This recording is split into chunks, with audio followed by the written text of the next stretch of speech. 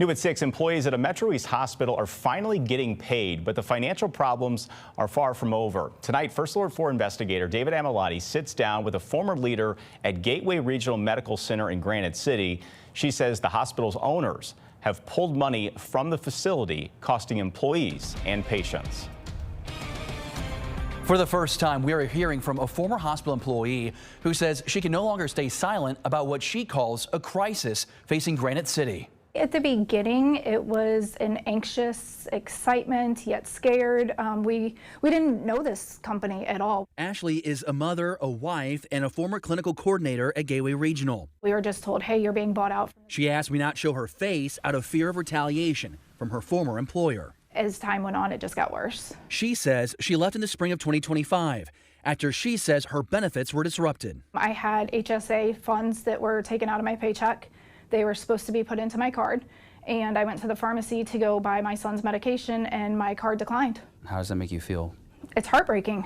Her claims are echoed by a brand new lawsuit, which says in July, payments to employees' health insurance was unfunded by more than $2.1 million. The financial distress that was happening with your department specifically on a daily basis, what did that look like? Vendors were not getting paid. There were weeks that we would go without supplies. We would have to tell patients that, we couldn't accommodate the snacks that they needed. They would be limited on what we could give them because the food bills were not being paid there. Just everyday medical needs like supplies for gloves and PPE for the nurses and all of that. We didn't have those things. Sworn statements obtained by First Alert 4 Investigates claimed the parent company had money but was sending it elsewhere. Gateway's former CFO, Anthony Sanzeri, swore under oath that in October 2025, Gateway received millions in supplemental state safety net funding. But 2 days later, he says American Healthcare System CEO Mike Sarian directed him to wire $4.5 million out of Illinois to California to buy private hospitals in L.A.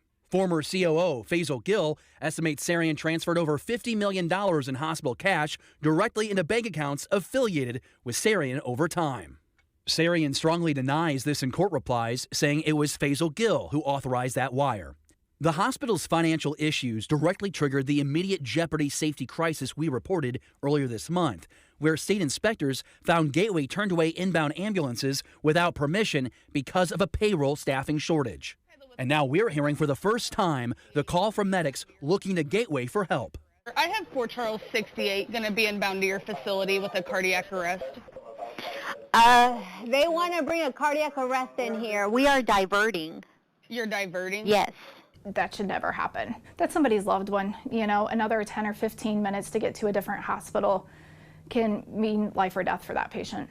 Just this month, we told you about years of back property taxes in the millions of dollars and more than $500,000 in unpaid water bills. Now we found AEP Energy is suing Gateway's parent company for unpaid power bills, still owing $250,000. Attorneys allege after AHS bought Gateway, it stopped paying its energy bill. What do you want to see happen? He doesn't deserve to be over that hospital. He doesn't deserve to run any hospital system at all. The people of that community need justice, both for the employees, for patients, for everybody. They deserve quality health care, and you deserve to go to work and do a good job and get paid. We did reach out to American Healthcare System's owner Mike Sarian, his PR rep, and attorneys regarding Ashley's allegations and our past reporting on past due utility and tax bills. They have not yet responded. In studio, David Amilati, First Alert 4 Investigates.